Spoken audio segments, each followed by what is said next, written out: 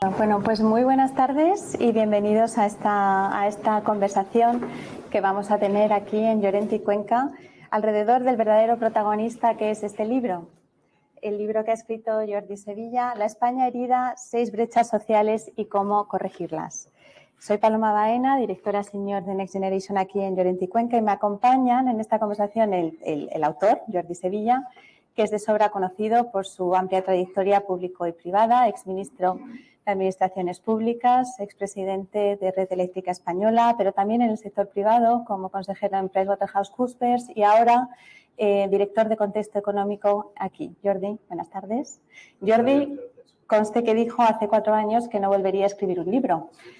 Parte de la razón que tenemos que hablar con él hoy es qué le ha llevado a contradecirse a sí mismo 4 años después.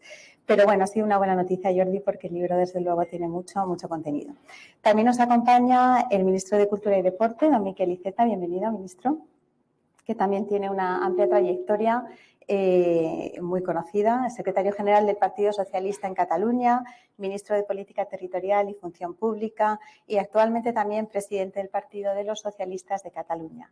Además, el ministro ha publicado también varios libros y además yo quería destacar que muchos de esos libros en el título tienen palabras que son muy relevantes para lo que Jordi indica en su libro: diálogo, debate, acuerdos. Me parece que están ambos en los títulos de sus libros. Bienvenido de nuevo, ministro.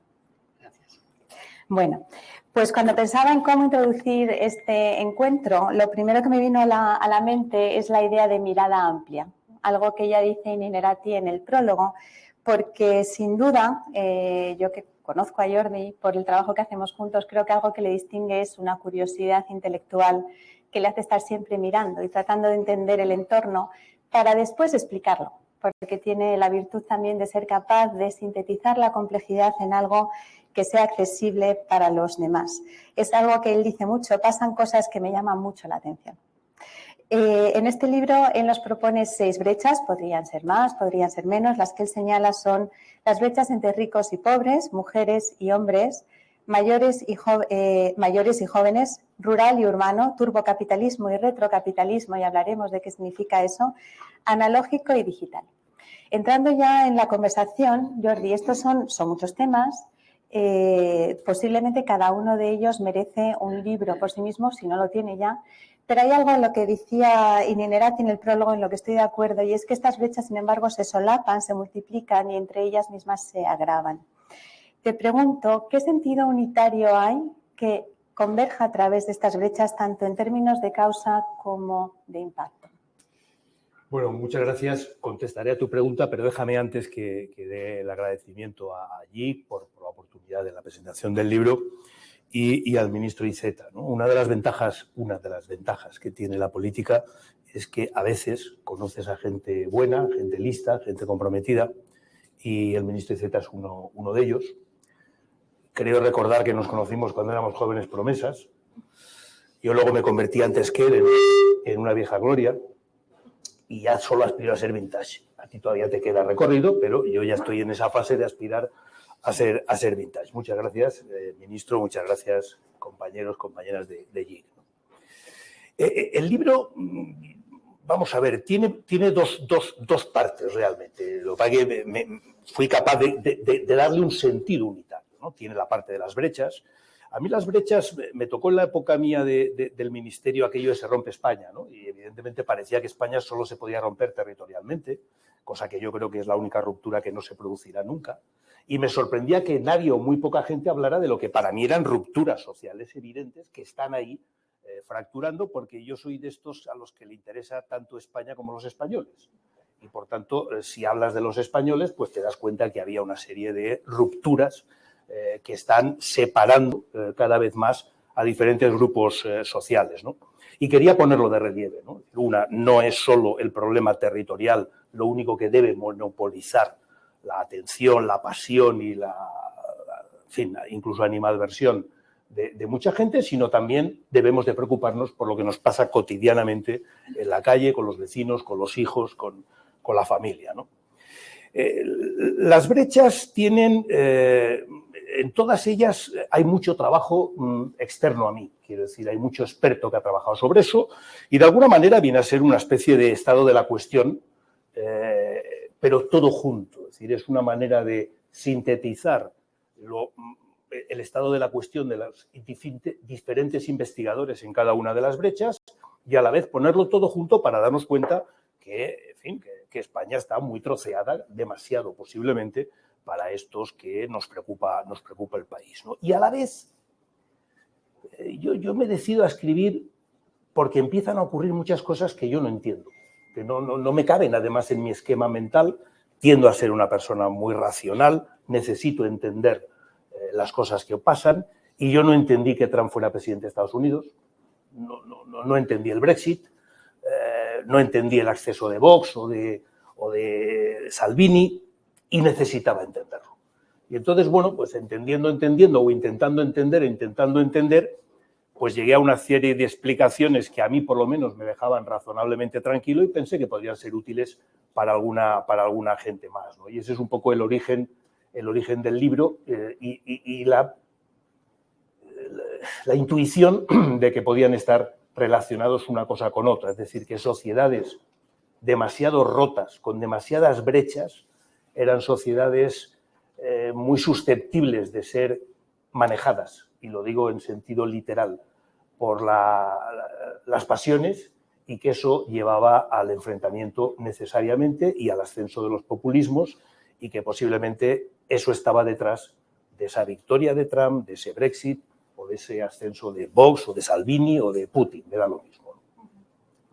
Efectivamente, otra cosa que señalas en el libro que a mí me llama la atención, dices que las cosas explotan porque se provoca la explosión o porque se desatienden esas grietas y llegado un momento ya no queda más remedio que la explosión, ¿no? A mí me recuerda esto como ejemplo a lo que ha pasado en Chile, durante años ignorada la desigualdad económica y también étnica que explotó como un conflicto social.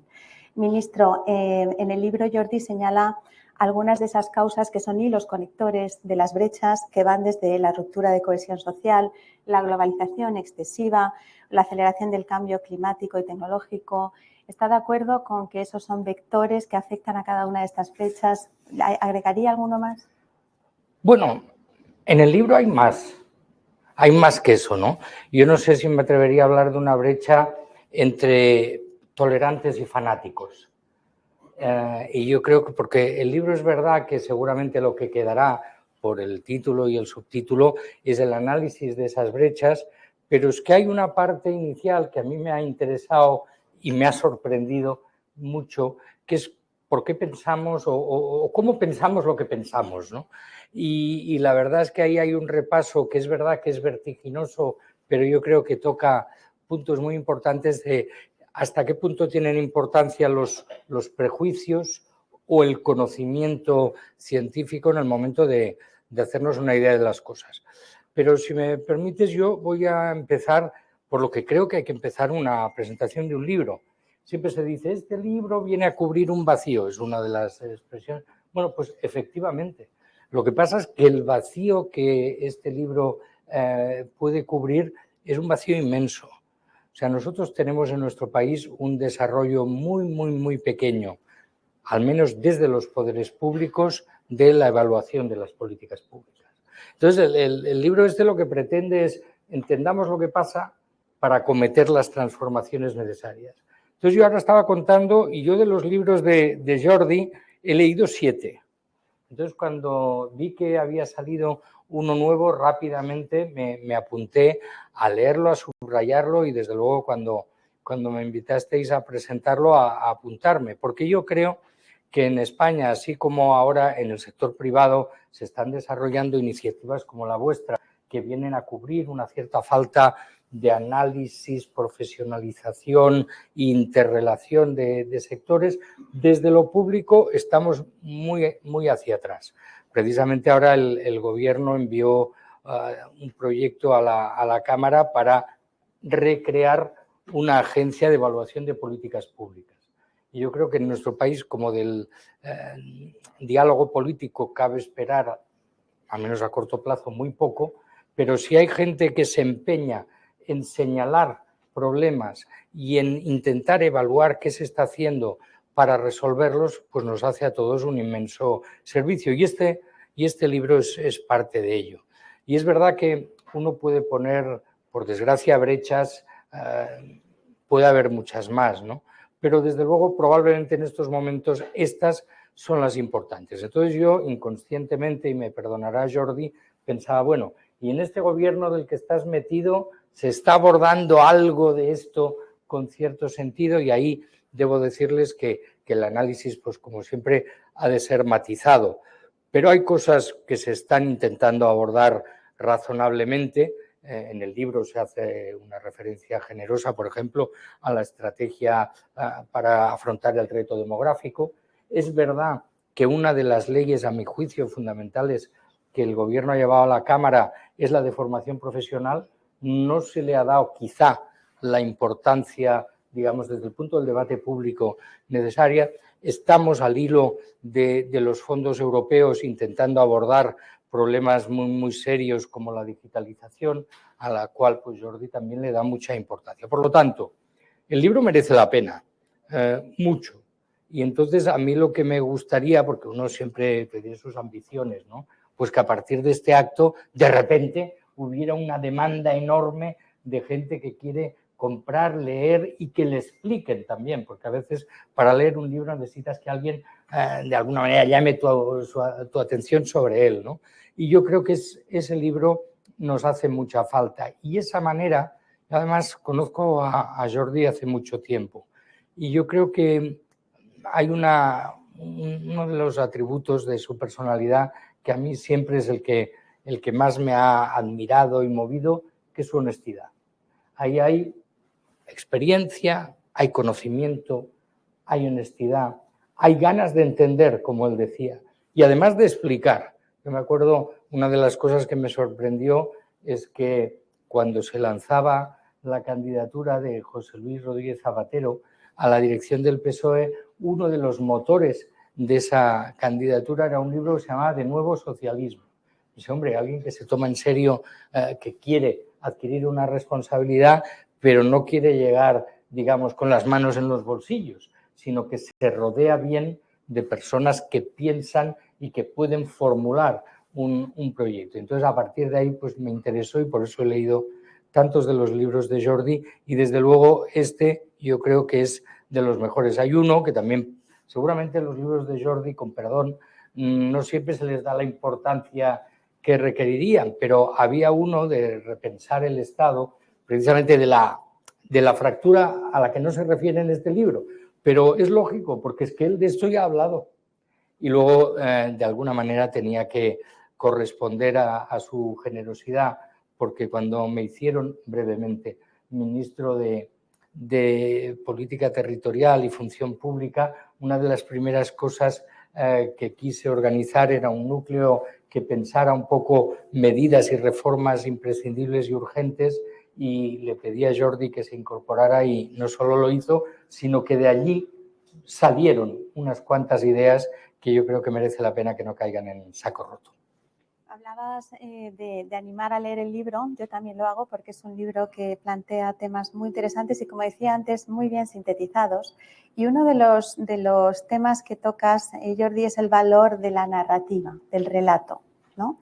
Porque el libro hay que leerlo, pero sobre todo hay que explicarlo y hay que hacerlo nuestro, porque al final, hablaremos de esto al final, se trata de que todos formemos parte de esta solución, ¿no?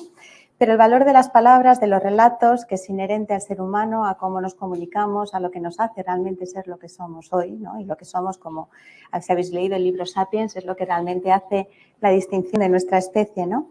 Pero también hablas en el libro de cómo a veces los relatos, sobre todo en la actualidad, se utilizan para manipular. Entonces, la pregunta es, en el mundo actual en el que parece que el ruido, el conflicto, y no solo lo parece, lo podemos medir en las redes sociales, es lo que atrae, lo que tiene más impacto, el diálogo sosegado, la invitación a la reflexión, ¿va a ganar algún punto? ¿Cómo podemos hacer esto? Bueno, yo creo que una de las ventajas que tiene, en fin, el cumplir años es que has visto ya pasar muchas cosas y, por tanto, yo todavía confío en que esto también pasará, como dicen los budistas, ¿no? esta manera de entender las cosas, en las cuales lo que yo cuando era pequeño todavía defendíamos aquello de una cosa son los hechos y otra la interpretación de los hechos. Bueno, eso ya no lo dice nadie, claro, porque es que en la propia interpretación está definido el hecho, ¿no? Y, por tanto, desde el origen, pues ahora le podemos llamar verdades alternativas, fake news o lo que nos dé la gana, pero estás construyendo mundos paralelos y diferentes y en muchas ocasiones confrontados. Y claro, en la medida en la que detrás de ese relato que construye mundos paralelos, diferentes y en algunas medidas confrontados hay personas, lo que estás es separando, dividiendo y confrontando a las personas, ¿no? En la medida en la que no hay ni tan siquiera esa idea de los hechos son los hechos y discutimos y nos separamos sobre la interpretación, pero es que ahora ya como no, los hechos ya no son los hechos, ¿no? Los hechos son lo que algunos dicen que son, ¿no? Posiblemente ha sido así siempre. Una de las mayores atrevimientos desde mi punto de vista de no creyente que hago en el libro es al calor de esto de los relatos, ¿no? Decía, bueno, yo estoy hasta el moño ya del storytelling, del relato y de todo este tipo de cosas. Y dije, bueno, pues para relato la Biblia, ¿no? Joder, menudo relatazo que además lleva 2000 años y que ahí está ya condicionado, dejando al margen, con todo mi respeto, a los creyentes, ¿no? Entonces, bueno, me atreví incluso a hacer una pequeña cala como relato, es decir, como qué imagen del ser humano transmite la Biblia que tanto ha marcado a tantas generaciones durante tantos años, ¿no? Y la verdad es que creo que es bastante interesante, ¿no? Hay un libro que recomiendo mucho, que solo con el título merece la pena, que se llama Las mentiras que nos unen, porque hay muchas veces que no es tanto la búsqueda de la verdad, sino la búsqueda de lo que nos une, y ahí llegas a situaciones que también, desgraciadamente, en mi opinión, hemos vivido en España no hace mucho, y es que hay una parte de personas listas, inteligentes, formadas, educadas, que deciden creer que los Reyes Magos existen o que es posible la independencia de Cataluña. Y entonces, bueno, pues lo viven y lo defienden de una manera tan apasionada que cuando no compartes el relato es que no entiendes ni el relato. O sea, tú puedes entender una visión en la que dices el déficit fiscal, puedes decir yo quiero, pero que te montes una película que para ti no tiene nada que ver con tu realidad, es decir, su realidad y la tuya no tienen nada que ver, a mí me parece que es un peligro enorme porque la democracia está basada, y lo digo también en el libro, en la respuesta a la pregunta de qué haces con quien no es como tú. Quien no piensa como tú, quien no tiene tu color de piel, quien no tiene tu sexo, quien no tiene tus creencias, ¿qué haces, no? Y la democracia es un sistema que te ha permitido no solo coexistir, sino convivir y trabajar junto a aquellos que no son como tú. Y por tanto eso exige compartir algo en común y por otra parte respetar, tolerar al diferente, que entre otras cuestiones, esto también, en fin, Darwin también lo dijo, ¿no? Es decir, la diferencia es una manera de garantizar la supervivencia de la especie, ¿no? Y ahora que estamos olvidando al individuo, uno de los grandes hallazgos junto a la penicilina del ser humano, y estamos volviendo a recuperar el discurso de especie. Si miráis ahora incluso el que has citado es decir, volvemos a ser la especie humana, la especie desbocada, la especie no sé qué, tal. Bueno, que está muy bien, yo no digo que no, pero yo sigo creyendo que hay individuos y que hay una cierta capacidad de, por encima de las características de la especie, de ese jano que hemos sido toda la vida de razón y pasión, pues ya lo decían los estoicos, ¿no? Tienes que saber que las pasiones existen, pero lo que te diferencia como especie es que seas capaz de controlarlas desde la razón. Y en la medida en la que eso lo estamos perdiendo, pues el discurso identitario, el discurso de la pasión, el discurso de las pasiones, lo que lleva es a romper la sociedad, a romper ese concepto de tolerancia y a deteriorar la democracia. Y a mí eso me da mucho miedo. Me da miedo, ¿eh? No digo que me preocupe, digo me da miedo, porque la experiencia histórica demuestra que eso termina siempre en conflicto. Más grave, menos grave, en conflicto. Y, hombre, creo que una de las ventajas, al menos en la parte del mundo en la que vivimos y al menos en los últimos 70 años, es que hemos sido capaces de organizar unas sociedades que hemos gestionado el conflicto y la diferencia razonablemente bien como para no ponerlo en peligro, ¿no? tan reciente el ejemplo como la invasión del Capitolio en enero de este año, de donde salta un relato a una realidad física que, de hecho, atenta contra el símbolo de la democracia en Estados Unidos. Le repito la pregunta, ministro, ¿es posible mantener entonces una voz moderada y que escuchen a las personas que intentan poner hechos sobre la mesa frente a este ruido? Bueno, es que se unen en una misma frase dos cosas que... ¿Es posible una voz moderada? Sí. Bueno, la de Jordi. ¿Es posible que la escuchen? Eso ya es harina de otro cantar, ¿no? De otro costal, perdón. La verdad es que yo mientras hablaba había puesto la ocupación del Capitolio.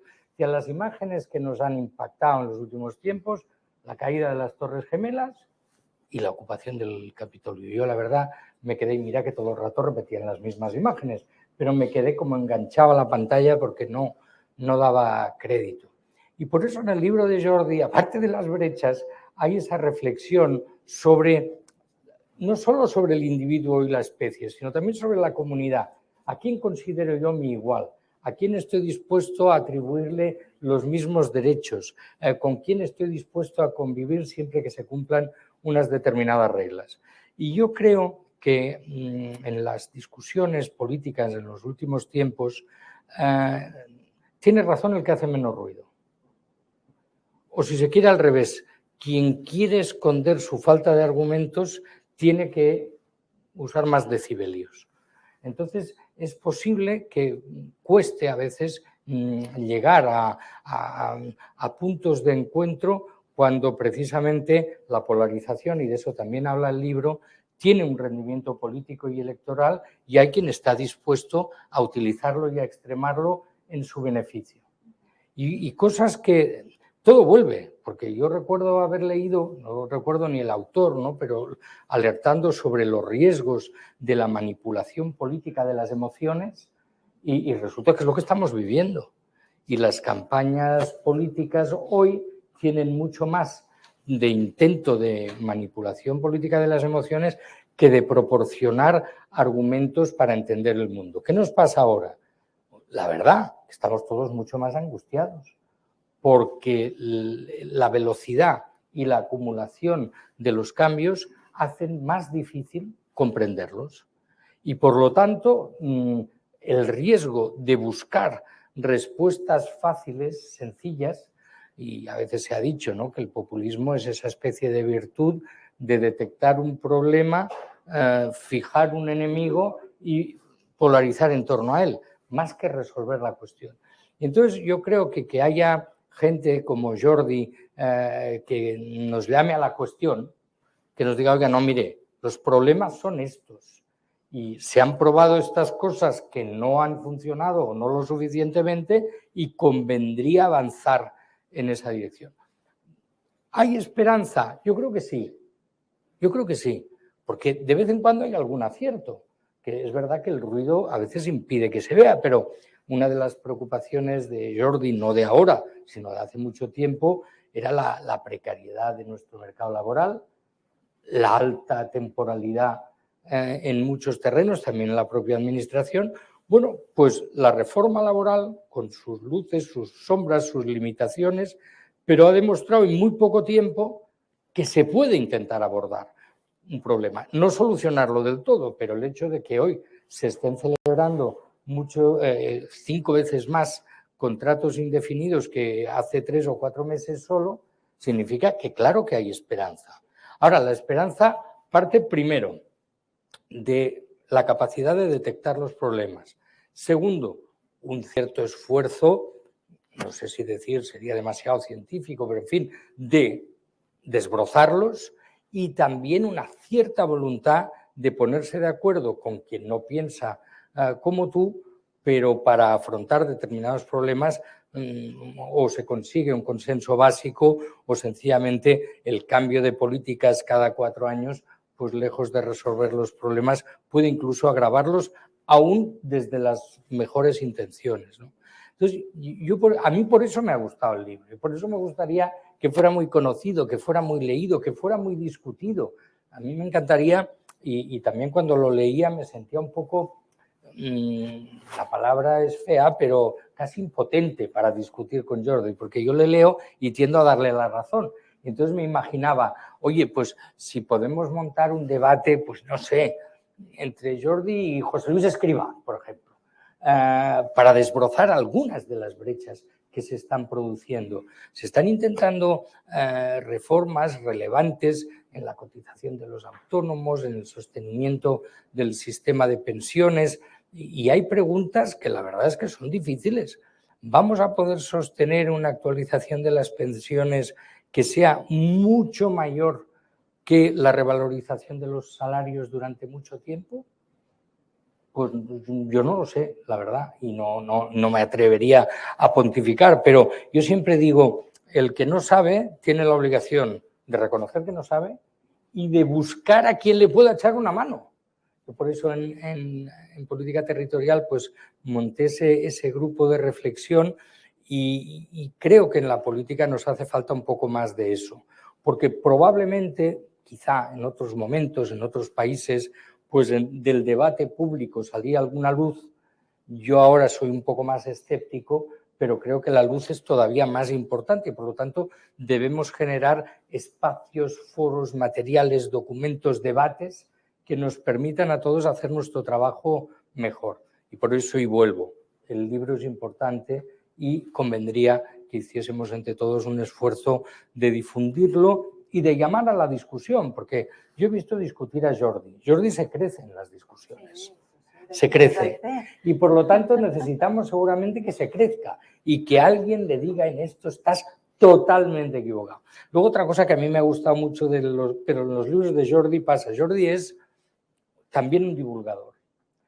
Jordi lee un montón, está muy al día y yo, por ejemplo, ya he comprado el libro, ahora buscaba, porque no me acordaba el nombre, de Carissa Belliz, porque como él lo recomienda, seguro que es bueno, que es la que nos habla de los riesgos para la privacidad y de los cambios que sobre la economía está provocando esta economía del dato que han llamado algunos, que es una economía del expolio, directamente del robo y de cómo intentan decidir cómo hemos de actuar a partir de saber cuáles son nuestras inclinaciones observadas a través de las redes o del control de nuestros datos. Por lo tanto, necesitamos eso.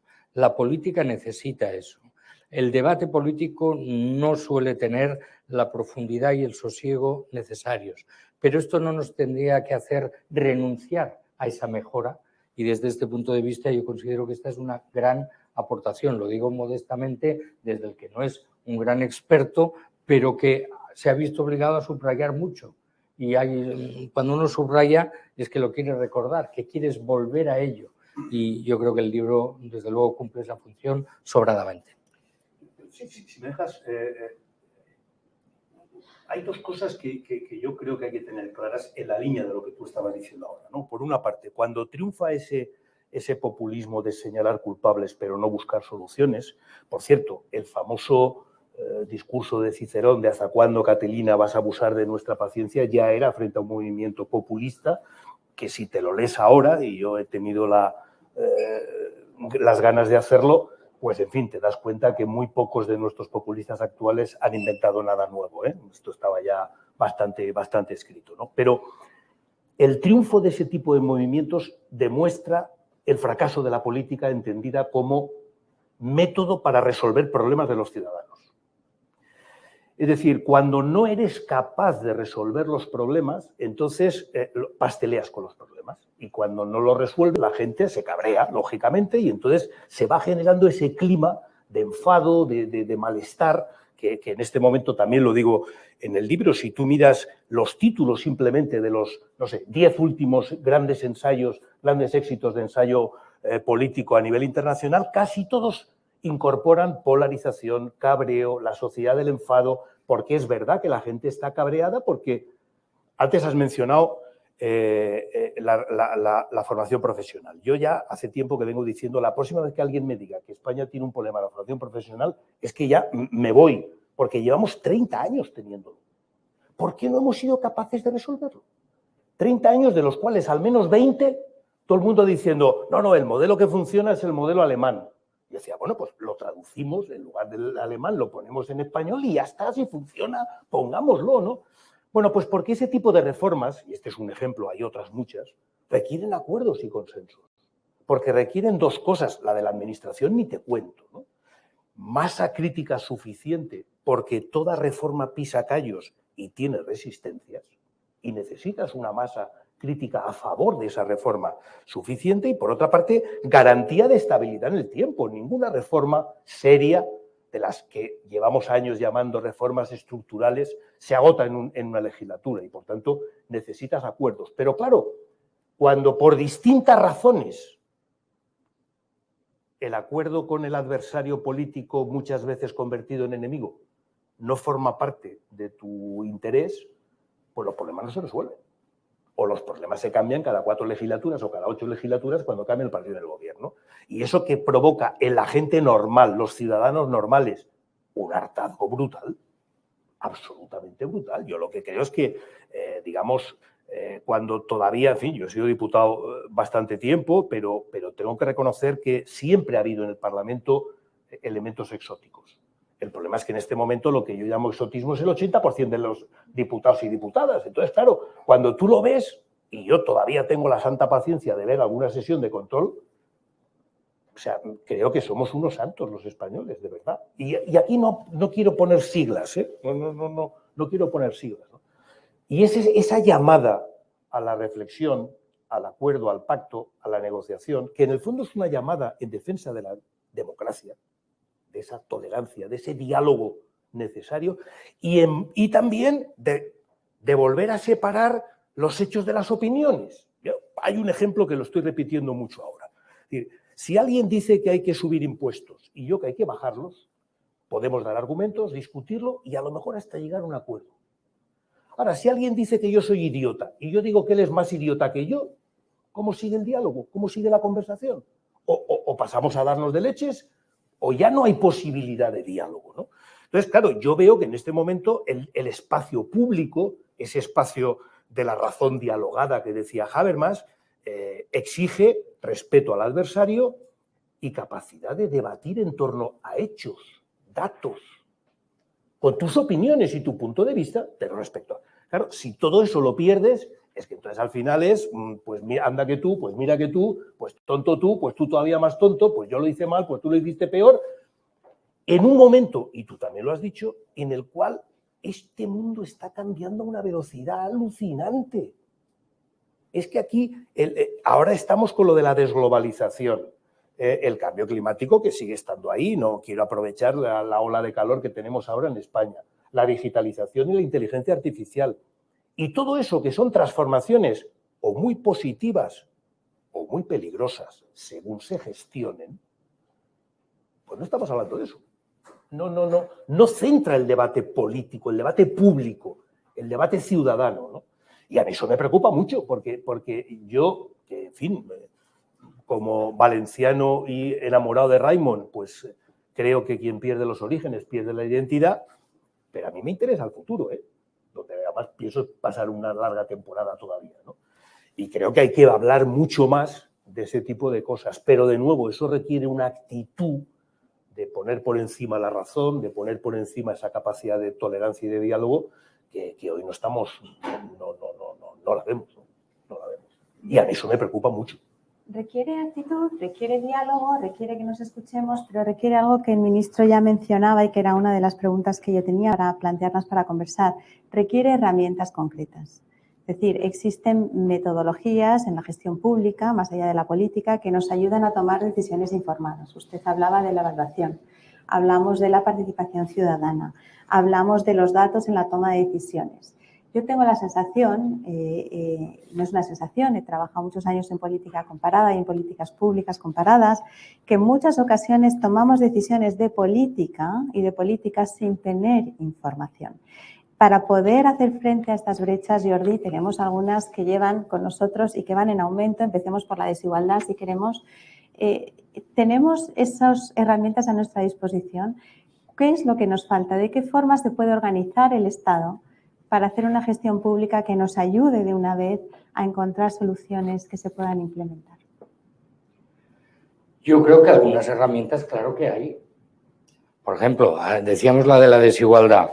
Pues en política podríamos establecer una división entre a quienes no les importa mucho y quienes, importándoles mucho, no son capaces de atajarlo. Bueno, pues el resultado, si no he exagerado mucho en esa división, pues es tremenda. Entonces, hacemos el esfuerzo cuando se toma una medida, por ejemplo, Jordi, que además es una de sus, en fin, de sus especialidades, casi me atrevo a decir, oye, ¿cuántas veces hemos introducido elementos de reforma fiscal y el resultado no es el buscado? Entonces, nos atrevemos a evaluar de verdad, si, oiga, lo que buscábamos es lo que hemos conseguido, y en algunos sentidos hay cosas que sí que hemos conseguido, y en el libro pues salen algunas. Por ejemplo, falta mucho para reducir la brecha entre hombres y mujeres, pero hay que reconocer avances claros. Hemos intentado avanzar en un mercado laboral que dé más estabilidad. Eso se está produciendo. Pero, por ejemplo, una de las brechas que cita Jordi, la de jóvenes y mayores, ahí no nos hemos metido. Podemos haber, no sé, la palabra igual es demasiado fuerte, resuelto el problema de los mayores, pero ni siquiera hemos abordado la cuestión de los jóvenes. Hay quien dice la única manera es equilibrar la participación política, Jordi también lo dice, y algunos incluso van más lejos en el sentido de decir hay que dar el voto a los 16 años, porque eso reequilibrará, digamos, las demandas de los sectores y por lo tanto acabará por producir unas propuestas más equilibradas en esa línea. La España vaciada, efectivamente ahí hay ideas y políticas.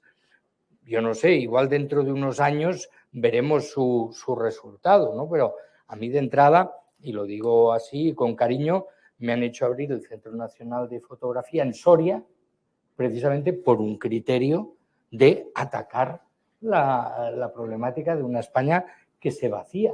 Bueno, dentro de unos años podremos ver si efectivamente la política de desconcentración de sedes, la política de servicios y de educación en el mundo rural. Hay algunos datos del libro de Jordi que asustan.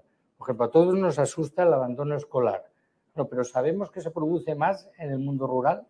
Bueno, Jordi nos lo dice y pone números a las cosas, ¿no? Entonces, desde ese punto de vista, yo creo que sí que hay herramientas. Y lo que ha de haber es voluntad. Yo me acuerdo, por ejemplo, cuando hacemos ahora un proyecto de ley, pues desde hace mucho tiempo hay que hacer memorias de impacto normativo y tarde o temprano habrá que hacer, al cabo del tiempo de la adopción de una política, una evaluación de los resultados. Los motivos que llevaron a adoptar esa política realmente fijaron unos objetivos que se han alcanzado o no. No siempre es sencillo, pero es que a estas alturas del siglo XXI no hay otra manera racional de obrar que no sea esa, la de autoexigirnos. Y efectivamente, hombre, igual la dinámica gobierno-oposición no es estrictamente la mejor en términos de sacar conclusiones operativas, pero instrumentos desde luego hay. Y se produce una cosa, yo lo descubrí, yo juego muy mal al ping-pong. Bueno, en general juego mal a todo, ¿no? Pero bailas muy bien, hombre. Eso dicen. Pero en el ping-pong descubrí que cuando juego con gente que juega mal, juego peor. Bueno, pues en la dinámica gobierno-oposición eso se produce a rajatabla. Es decir, y por eso una de los, en fin, yo ya estoy en fase prenostálgica o nostálgica del todo, cuando José Luis Rodríguez Zapatero acuñó la expresión oposición útil, no era solo un recurso retórico. Tú puedes desde la oposición ser útil si eres capaz de criticar lo que merece ser criticado y de ofrecer alternativas y de estar dispuesto a encontrar terrenos en común. Entonces, en nuestro país en estos momentos se encuentra esa dificultad, pero no solo aquí, porque esta es la otra, que el libro también nos ayuda a tener una mirada un poco más amplia, porque tendemos a pensar que lo nuestro es lo peor del mundo, pero uno está viendo pues, las dificultades y las rupturas políticas que se están produciendo en Francia, pues ahí también tienen un lío bastante notable. Y por lo tanto habrá elementos de los que podamos aprender y otros de los que debamos huir. Pero desde luego hay metodología, lo que hemos de buscar es desde dónde puede hacerse si desde donde debería hacerse no se hace. Y por eso yo creo que es valiente meterse en líos y por lo tanto hay que felicitar a Jordi que volviera sobre sus palabras y decidiera escribir. Escribir tiene riesgos porque te acaban partiendo la cara por cualquier motivo, pero desde luego solo si te atreves a señalar educadamente, pero señalar los problemas, subrayar cosas que no han ido bien y también tener la humildad, que Jordi la tiene. Esto no es un recetario, también lo digo, que nadie espere que leyendo el libro salimos todos con un manual más allá de la supervivencia, vamos a la transformación, porque no es así, pero sí que descarta cosas y apunta a otras. Yo creo que en eso nos hace un servicio impagable. Con un añadido en la misma línea, ¿no? Y es que lo he dicho antes, pero en muchos casos lo que también hago es decir, oiga, los expertos que se han dedicado a estudiar esto dicen esto y han llegado a esta conclusión, ¿no? Porque es verdad que aquí casi todos los gobiernos montan grupos de expertos, y no digo solo el tuyo, sino también el fiscal o el otro, pero luego se les hace muy poquito caso. Y seguimos con los debates estereotipados, ¿no? Y a mí, más allá en fin, del rédito que pueda tener en términos políticos, pero que en un mundo en el que, como digo, estamos preocupados por la desglobalización, por los microchips, por el cierre de Shanghái, por la privacidad o no de los datos, por el cambio climático, que el gran debate político siga siendo subir o bajar impuestos, joder, es que me aburre. Más allá de lo que cada uno piense sobre subir o bajar impuestos, es que me aburre, porque me parece que no tiene nada que ver con la magnitud de los problemas que tenemos enfrente de la mesa.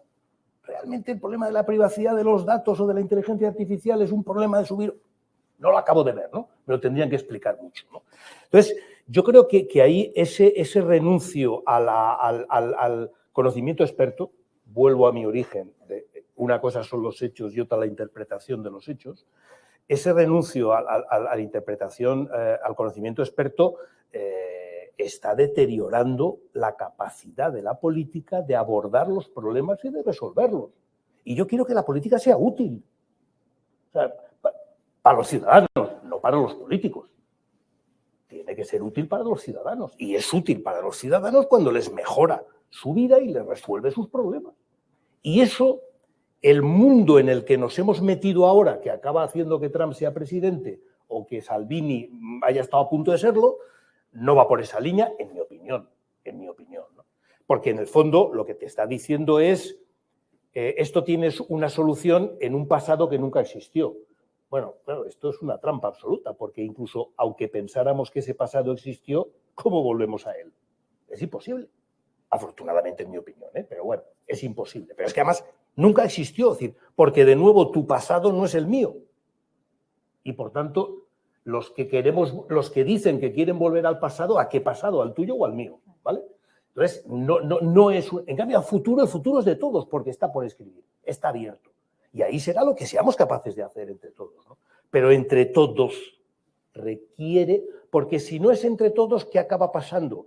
Y sigo con lo de la digitalización y el salto que se ha producido desde principios del siglo XXI, donde la digitalización nos iba a hacer libres a todos, iba a empoderar a los ciudadanos, y además la democracia se iba a complementar con referéndums todos los días por Internet, etcétera, etcétera, pues que tenemos dos modelos en este momento, el modelo en el que hay 4 o 5 empresas que son las que controlan, y el otro modelo alternativo, que es el chino, que es el Estado, el gobierno, el que controla.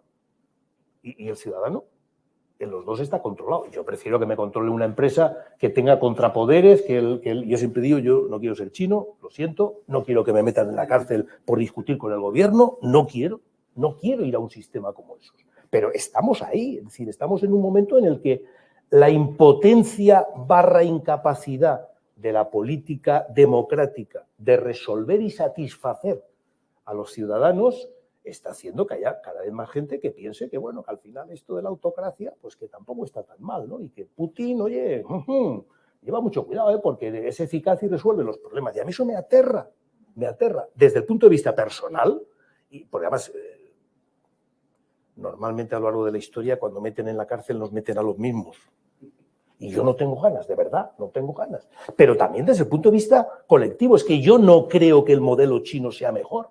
Es que no creo que Putin resuelva los problemas mejor que la democracia, no lo creo. Y entonces tenemos que volver a plantearnos una batalla en defensa de la democracia, en donde yo sigo creyendo y lo sigo defendiendo, como en el libro que mencionabas antes de Nuevo Socialismo, que lo más revolucionario es organizar la sociedad con 3 principios: libertad, igualdad y fraternidad, en serio. Sigue siendo lo más revolucionario. Y hacerlo compatible con un sistema democrático de contrapoderes, etc. Pero eso no podemos abandonarlo, porque si lo abandonamos acabamos en China o en Putin. Bueno, habrá quien le dé igual, pero a mí no. Y por tanto, pues... Pero además, y por seguir el hilo, ahora voy a decir una cosa que, en fin, se me puede girar en contra, pero hemos tenido la suerte de una pandemia. Digo, suerte no, porque si nos lo hubiéramos podido ahorrar, nos hubiéramos podido ahorrar mucho sufrimiento. Pero de la pandemia han surgido lecciones casi de aplicación inmediata muy buenas. Claro, nosotros cuando tú pides que sigamos la estela de la libertad, la igualdad, la fraternidad, tenemos la inmensa suerte de compartir un espacio, el único en el mundo, en el que se intenta avanzar en esa dirección. Claro, hemos tenido una gestión centralizada de vacunas. Curiosamente, las vacunas al final las han encontrado empresas privadas, con apoyos públicos, pero con empresas privadas. Hemos visto que invertir en salud no es gastar, sino que es, desde luego, prevenir. Hemos revalorizado la ciencia. De repente, lo único a lo que nos podíamos... Y por lo tanto, yo lo digo también desde el punto de vista de que hay elementos para el optimismo, porque incluso en la peor de las desgracias hemos tenido las intuiciones, las orientaciones que nos permiten caminar un poco y ver un poco más allá de la desgracia inmediata que había que abordar.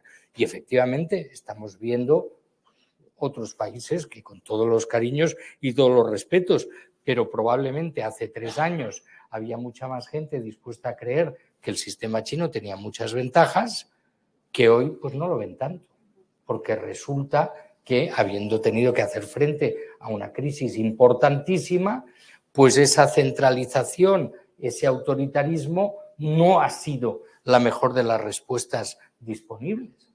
Por lo tanto, en fin, hay motivos para la esperanza. Y luego también, quieras que no, yo como soy mucho más clásico que Jordi, oye, lo público ha salido fortalecido, lo cual lo único que hace es exigirnos más en su eficiencia, porque al final lo que nos ha salvado del desastre es la solidaridad organizada, digamos, colectivamente, pero que ha de seguir justificando que es tan o más eficaz que cualquier otro sistema de provisión. Sí, pero fíjate, de hecho, en las 2 grandes crisis de este siglo, la del 2008 y la de ahora, el Estado ha ido al rescate, en las 2. Y es verdad lo que tú dices después de la pandemia, pero en este momento abordamos un verano con una falta de médicos muy abultada, ¿no? O sea que sí en el relato, sí en el discurso, pero luego cuando hay que pagar nóminas y hay que tener médicos, no siempre se es coherente con esto. Pero de acuerdo con lo que has dicho de la pandemia, pero yo tengo clavado en la pandemia, es verdad que yo vivo en Madrid, vivo en el centro de Madrid y no quiero generalizar, pero yo cuento mi experiencia. A las 8 salíamos a aplaudir. Bien.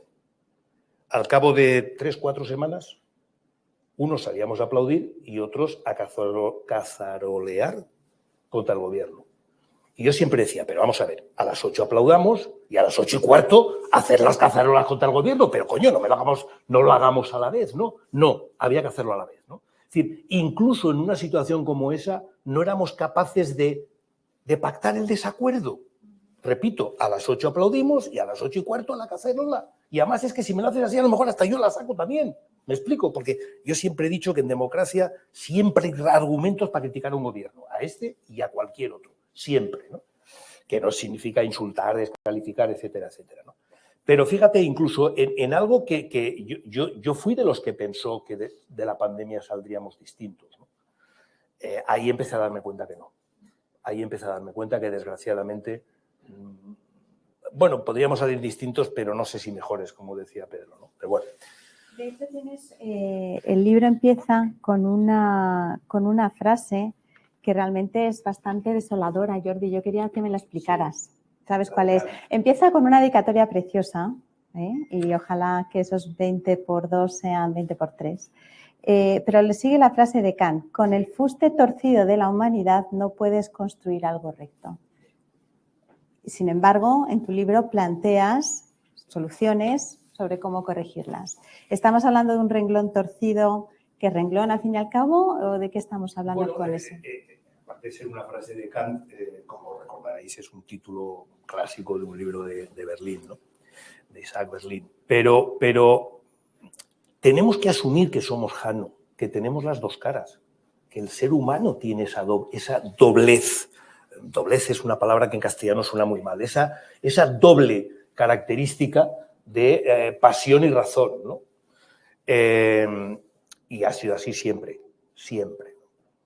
Yo siempre he interpretado esa frase de Kant: el renglón torcido es el que se deja llevar por la pasión.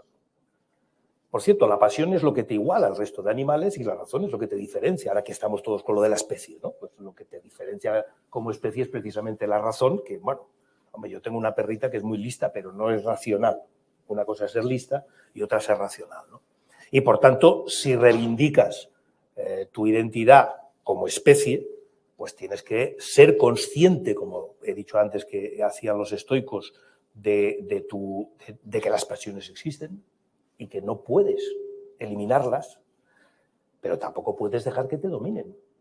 Porque entonces tu actitud y tu comportamiento no es racional, que es lo que te diferencia como especie, ¿no? Es verdad que es imposible ser racional 24 horas al día. Pero bueno, siempre nos hemos montado, en fin, los que nos gusta el fútbol, pues vas al fútbol y ya sabes que además le chillas al árbitro, te desahogas un poquito y luego sales y eres racional, ¿no? O sea, tienes tus espacios de pasión, de irracionalidad, tus momentos de dejarte ir, pero no puedes perder, sobre todo en lo que tiene que ver con la convivencia con los demás. Y este demás incluye tu familia, tus vecinos, tus amigos y el resto de ciudadanos, y lo que tiene que ver sobre todo con esa diferencia entre lo que podríamos llamar, bueno, podríamos no, en lo que se llama el discurso privado del discurso público. Esto es algo que también estamos perdiendo. Es decir, oiga, yo puedo tener mis creencias, pero no tengo por qué imponérselas a los demás a la fuerza. ¿Verdad que esto es obvio? Bueno, pues en este momento hay mucha gente, incluso en Europa, incluso en España, que quiere imponer a los demás sus creencias y su manera de ver el mundo por la fuerza, aunque sea la fuerza de los votos, de momento al menos, ¿no? ¿Por qué? ¿Por qué no buscamos esos espacios de acuerdo, esa constitución, eso que nos une? Porque si no, al final llega un momento en el que uno dice, ¿pero de verdad nos une algo? ¿Hay algo que nos una? ¿Hay algo que a 40 y tantos millones de españoles nos una? Bueno, pues si hay algo, ¿por qué no trabajamos a partir de ahí? ¿Por qué no construimos más sobre lo que nos une y vamos aparcando un poquito más y vamos dándole espacios de desahogo a lo que nos separa y a lo que nos diferencia, ¿no? Yo creo que esa es una apuesta racional. Decías antes, razones para el optimismo. Yo soy optimista, ¿no? Claramente. En fin, la frase también de Gramsci, a pesar del pesimismo de la inteligencia, ¿no? Pero es que me niego a aceptar la alternativa, porque es que la alternativa es tan mala, por cierto, es tan mala y la hemos vivido tantas veces y acaba mal siempre, que yo me niego a creer que somos tan tontos como especie, como españoles, como europeos o como especie, de no darnos cuenta que, pudiendo acabar razonablemente bien, ¿por qué tenemos que empeñarnos en algo que sabemos, o deberíamos de saber, que siempre acaba mal? Y, por tanto, me niego a aceptar eso y, en ese sentido, soy optimista. Por eso he dicho que creo que esto también pasará. Tardará más, tardará menos, pero esto también pasará. Ministro, ¿algún comentario? Bueno, yo en cierto sentido probablemente sea más conformista que Jordi, y siempre cuando se suscitan esos debates digo, con estos bueyes hay que arar. Y por lo tanto tenemos que tener en cuenta pues, que no todos somos seres de luz y por lo tanto pues, que tendremos que hacer frente a gritos con algunos argumentos, aunque los argumentos se acaben escuchando menos que los gritos. Pero yo también soy optimista en el sentido, Mirad, yo era dirigente, bueno, lo sigo siendo, pero de un partido al que se le había, en fin, anunciado la defunción. Al PSC le habían publicado todo tipo de esquelas y se le ofrecían todo tipo de ceremonias de adiós, ¿no? Y no, finalmente no pasó. ¿Por qué? Bueno, porque persistir en la idea de hay que encontrar un acuerdo, finalmente tuvo también su público. Por lo tanto, yo no creo que haya que ceder a la tentación de, frente a los gritos, gritar más. Porque, primero, algunos no servimos para gritar más. Segundo, nos parece poco lógico convertir en una Cámara de Diputados en una jaula de monos aulladores, y entonces no queremos. Y por lo tanto hay que empecinarse en ello, sabiendo, teniendo una cierta confianza en el que al final una mayoría va a preferir quien intente explicar su argumento a quien sea magnífico en la demonización de su adversario. Entonces yo por eso digo que necesitamos, si el debate político no es capaz por sí solo de proporcionar esos elementos de reflexión, a ayudar mucho a esa reflexión que desde gente que se dedica a pensar, think tanks, personas bien conectadas, que son capaces además de invitar a distintos a pensar sobre lo mismo, y yo por eso me ha apasionado el libro, por eso me ha encantado que se organice un coloquio alrededor de su contenido, y yo creo que además va a tener más rendimiento. Es verdad que parece que es un poema de Jaime Gil de Viedma, ¿no? Que lo triste de la historia de España es que siempre acaba mal. Yo creo que eso no hay que tomárselo como una especie de maldición imposible de desmentir, sino que este país ha mejorado muchísimo. Yo por eso soy de los que defiende mucho la transición como un momento, casi os diría, después de una larga tragedia, un momento mágico de encontrar las razones del otro y de sumar, y no hay motivo para pensar que no vayamos a conseguirlo. Ahora, eso requiere que todo el mundo ponga, si no todo el mundo, vaya muchos, algo de su parte. Y realmente yo creo que al vociferante pues le puedes ofrecer el meeting como espacio, ¿no? Pero al vociferante desde el gobierno no suelen resultar buenos, ¿no? Los gobernantes suelen ser gente que ya ha adquirido una experiencia y la experiencia te lleva a mesurar, a ponderar. Y por lo tanto a la ciudadanía le tocaría quizá más exigir. Oiga, no grite usted tanto y explíqueme qué haría usted, porque igual me puedo apuntar a lo que usted me propone. Y por lo tanto hemos de hacer ese proceso de educación cívica, crítica, de más cultura.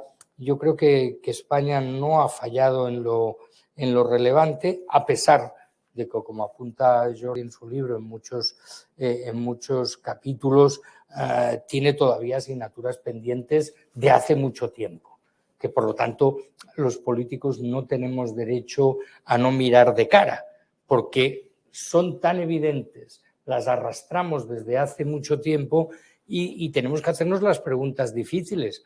¿Por qué otros lo hacen mejor que nosotros? ¿Qué nos falta? ¿Que no somos alemanes? Hombre, no vamos a obligar a todo el mundo a hablar en alemán, pero sí que es verdad que si hay cosas que otros hacen mejor que nosotros, de la misma manera que otros, desde otros muchos países, miran con admiración cosas que nosotros hacemos bien, que esa es otra. España es un país que una de las cosas que le define es una especie de autocrítica hiriente que le impide volar. Entonces, a mí de las cosas que me sorprenden cuando voy a reuniones, ahora me toca ir a reuniones europeas, que de vez en cuando alguien te pregunta, oye, ¿y vosotros esto cómo lo habéis conseguido? Por ejemplo, hablábamos de lo de la brecha de género, pues nosotros somos campeones de la igualdad en los deportes. ¿Quién nos iba a decir? Pues es así. Y en cultura, pues te decían, oye, ¿cómo es que vosotros habéis conseguido abrir antes y más que otros países europeos? Bueno, ¿por qué? Porque también hay mucha materia prima, también hay mucha reflexión, también hay muchas ganas. Entonces, lo que yo no sé, es verdad que de la pandemia no hemos salido necesariamente mejores, pero un poquito más sabios sí, porque lo hemos visto muy de cerca, ¿no? Entonces yo creo que ahí hay mucho recorrido, pero para eso desde luego necesitamos, no sé si la palabra le gusta a Jordi o no, pero prescriptores. Necesitamos prescriptores. Ya que la cosa no viene sola, necesitamos que algunos se atrevan a decir, oiga, yo desde la modestia, desde la humildad, pero desde haberlo pensado, desde haber consultado a otros expertos, desde el estar al día de los debates. Por ejemplo, hay debates, a mí me extraña, en Europa hoy, en muchos países, tienen un debate sobre la calidad de los medios de comunicación que no tenemos en España, como si aquí no hubiera problema. Y entonces siempre digo, bueno, si el año que viene vamos a presidir la Unión Europea, pues tenemos que tener una posición sobre esto. Y es verdad que a los gobiernos da miedo a veces meterse en según qué jardines para no ser acusados de intentar condicionar, pero el debate está ahí y solo una sociedad lo mejor informada posible será capaz de tomar las mejores decisiones posibles en cada momento. Por lo tanto, es un tema no menor y nos está pasando algo que se había anunciado ya. Puedes tener más información que nunca y estar más perdido que nunca. Y yo creo que en parte es lo que nos está pasando en algunos terrenos ahora. Sí, lo de la información, yo siempre cito una frase que se la oí a Felipe hace muchos años, que era, antes la información era poder. Ahora el poder es saber qué hacer con tanta información. O sea, que realmente, y para eso, entre otras cuestiones, sirven empresas como esta que te ayudan a orientarte, etcétera, etcétera. Pero yendo a lo que decías, ¿no? Yo hay una cosa que ya, en fin, me saca de quicio, ¿no? El catastrofista de la eterna decadencia, ¿no? De que España lleva 2 siglos cada vez peor. Y claro, dices, joder, o empezamos la leche de altísimo porque llevamos 2 siglos cayendo y mira dónde estamos, o, en fin, o algo tiene que no ser así, ¿no? Y esto no quiere decir que no haya problemas, obvio, ¿no? Pero lo mires como lo mires desde cualquier punto de vista, este país es un caso de éxito, con muchos problemas. Y no lo digo en clave partidista, porque esto parece que todos los gobiernos se atribuyen los méritos y todas las oposiciones le echan toda la culpa al gobierno. Craso error. Yo siempre digo que una de mis ventajas como socialista fuerte liberal es que sé que los gobiernos no son tan importantes, ni para apuntarse todo el éxito, ni para apuntarse todo, ni para achacarle todos los fracasos, ¿no? Y yo creo que aquí hay una cosa que tiene que ver mucho con la sociedad, con las empresas, con nosotros, y deberíamos de tener algo más de autoestima, ¿no? Como país, como ciudadanos, ¿no? Más allá de quién esté en cada momento en el gobierno o de que tú pienses o milites o votes a un partido o a otro, ¿no? Yo creo que eso, y fíjate que he dicho autoestima, ¿eh? No digo necesariamente la bandera o ponerle al perro en el collar la bandera de España, ¿eh? No digo eso, tampoco tengo nada en contra, pero no es eso, es autoestima como país. Yo lo vi con el tema de lo de, o sea, cuando aquí empezó Pablo Iglesias a criticar la transición, dije, pero bueno, pero este tío es tonto, por 2 razones. Primero, porque, ya me dirás tú de qué sirve, porque claro, es aquello de decir, no, yo es que si yo hubiera dirigido la batalla del Ebro la hubiera ganado. Bueno, tú eres tonto, ¿vale? Y en segundo lugar, como no la has podido dirigir, pues es una reflexión inútil. Pero aprendamos de lo que ha sido un éxito. Es decir, nosotros hemos vivido estos últimos años, es la primera vez en 200 años que en España no tenemos confrontaciones bélicas, ¿eh? Y no me refiero solo a la guerra civil, me refiero a las guerras de los carlistas, me refiero a los pronunciamientos militares de liberales y conservadores. Oye, algo habremos hecho bien, ¿no? Y yo creo que esa visión de las 2 cosas que nos unieron entonces, yo voté la Constitución, de no queremos volver al pasado, a ningún pasado, y queremos ser como los europeos, oye, y con esas 2 cosas montamos el país, se montó la Constitución y se montó una transición, mejor, peor, en fin, todo es mejorable, ¿vale? Pero pongámoslo también en valor como algo positivo, ¿no? Y, oye, yo todavía me acuerdo cuando Fraga presenta a Carrillo. Pues a mí me gustaría que en este momento ese tipo de imágenes, y fíjate que eran 2 personalidades absolutamente, oye, pues le presentó en el siglo XXI, me parece que fue, ¿no? ¿Por qué no podemos tener esa capacidad de esto nos une Y luego discrepamos sobre 50.000 cosas más. Pero yo siempre digo lo mismo. Yo con quien más discuto es con mi mujer, aquí presente ahora. Y sin embargo la quiero un huevo. Quiero decir, es que no pasa nada por no estar de acuerdo en algunas cosas siempre que no pierdas de vista lo que te une. Porque si no, la pregunta es la que he hecho yo antes, pero entonces, ¿qué tenemos en común?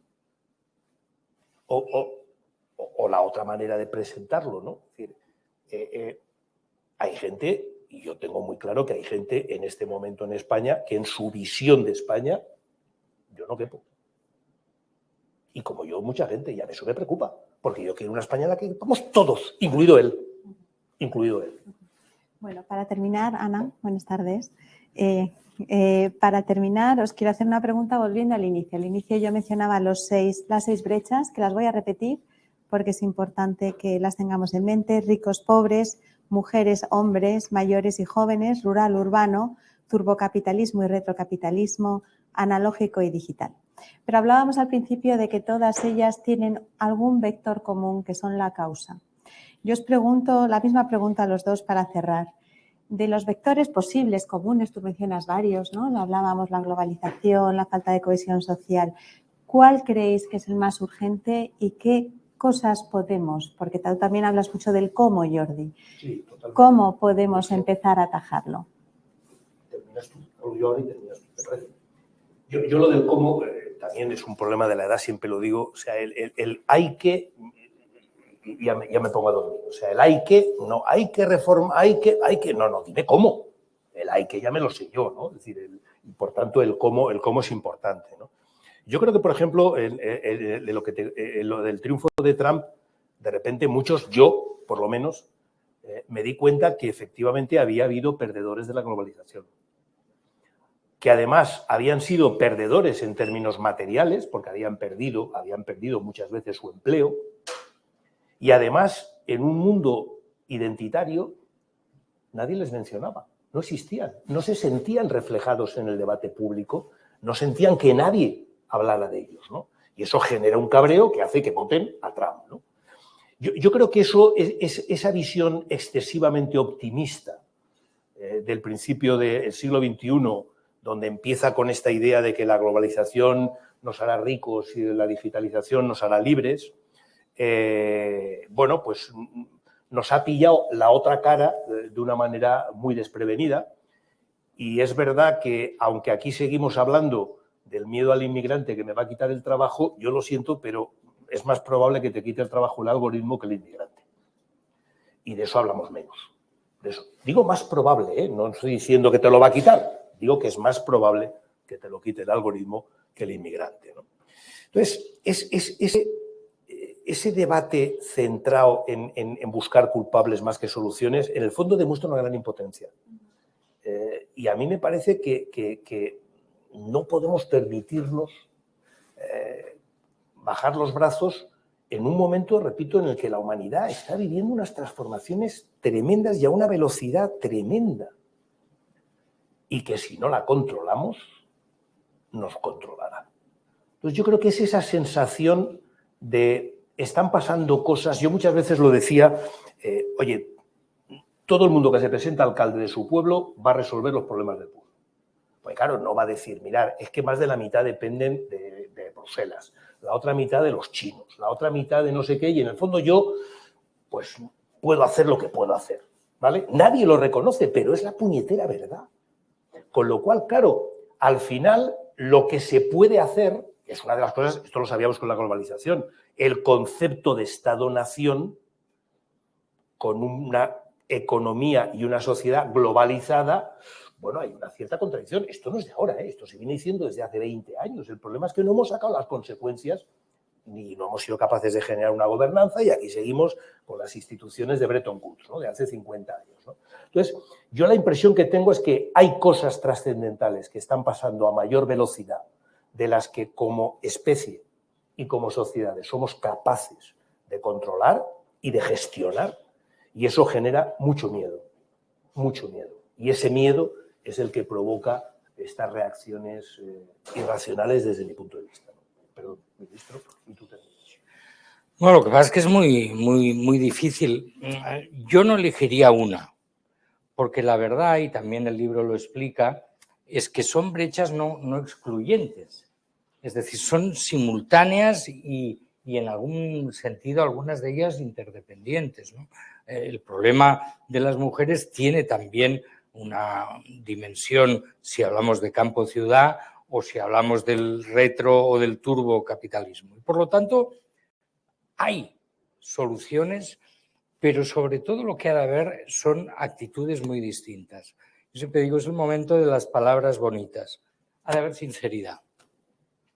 Nosotros tenemos que ser capaces de decir, tenemos problemas, y yo quiero que un político me diga que tenemos problemas y podemos hacerlo mejor.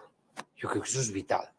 Luego también hay que tener lucidez, saber que no puedes arreglarlo todo de forma rápida y por arte de magia, sino que muchas de las reformas que atacarían o atajarían problemas que se acumulan desde hace tiempo van a requerir mucho tiempo de aplicación. Y entonces es verdad que por eso en algún momento el mandarinato chino pues suscita fascinación. Claro, son los únicos que pueden pensar a 20 años. Son los únicos que pueden realmente decidir una política y asegurar su mantenimiento, ¿no? Luego también hay que tener tolerancia, la de aceptar que tú no tienes toda la razón. Tú eres tú y es el más guapo, eso sí, pero no tienes toda la razón. Y por lo tanto, la persona inteligente es aquella que sabe encontrar las razones del otro, porque seguro que las tiene. Y aun no teniéndolas, te expresa un problema que realmente existe. Como se ha dicho, por ejemplo, claro, en Francia lo tienen muy estudiado porque han tenido un problema muy importante, el tema de los chalecos amarillos. ¿Por qué de repente políticas que parecían magníficas y bien diseñadas suscitaban, digamos, una contestación social tan grande? Coño, porque habían obviado una cosa que era la evaluación de los costes y su distribución muy desigual. Claro, pero esto un francés lo debe saber enseguida, lo saben mejor que nadie, ¿no? Luego la cosa de que no todos, no podemos actuar por separado. Por ejemplo, a mí me toca ahora llevar temas de cultura. Pues para salvar o para poner en todo su valor y en todo su esplendor el patrimonio cultural español, o trabajan todas las administraciones juntas o no se consigue. Es imposible, nos supera. Y siempre explico la misma anécdota, pero es que me pareció fascinante. Primero, es verdad que evolucionamos bien. Hemos pasado de quemar iglesias a restaurar catedrales. Que no se diga que esto no es un... Pero claro, vas a visitar la Catedral de Burgos, 8 siglos nos contemplan, una maravilla, pero maravilla, que en fin, si no la habéis visto o hace tiempo que no la habéis visitado, recomiendo, pero cuando estás en plena maravilla, te viene alguien y te dice, bueno, pero quedan 12 vidrieras que Napoleón destrozó que todavía no se han arreglado. Por lo tanto, incluso en las maravillas tenemos todavía dificultades. Y luego es verdad, yo creo que hay una... que por eso, bueno, no sé, Jordi, creo que puedo decirlo, pero yo desde luego lo digo, yo soy felipista. La visión de que en Europa era el rumbo, la guía, el norte, se mantiene y se incrementa. Y siempre que jugamos a Europa, ganamos. Y por lo tanto, es verdad que nosotros probablemente no encontremos por nosotros mismos soluciones. A mí me ha hecho mucha gracia, no se puede explicar así, está prohibido de hecho, pero el plan de recuperación nos ha impuesto obligaciones que son agua de mayo, porque probablemente por nosotros mismos no nos hubiésemos atrevido a plantearlas. Y por lo tanto, hombre, siempre decimos, bueno, no hay carta de navegar, no sabemos dónde vamos, no sabemos dónde estamos, de unido. Y entonces hagámonos todos un poco más de caso a los que más saben, a los que se dedican a investigar y a la ciencia, que al final es la que se ha demostrado que en los momentos de dificultad extrema es la única que puede dar esa luz. Por lo tanto, yo sigo siendo muy optimista, pero consciente de unas dificultades muy grandes.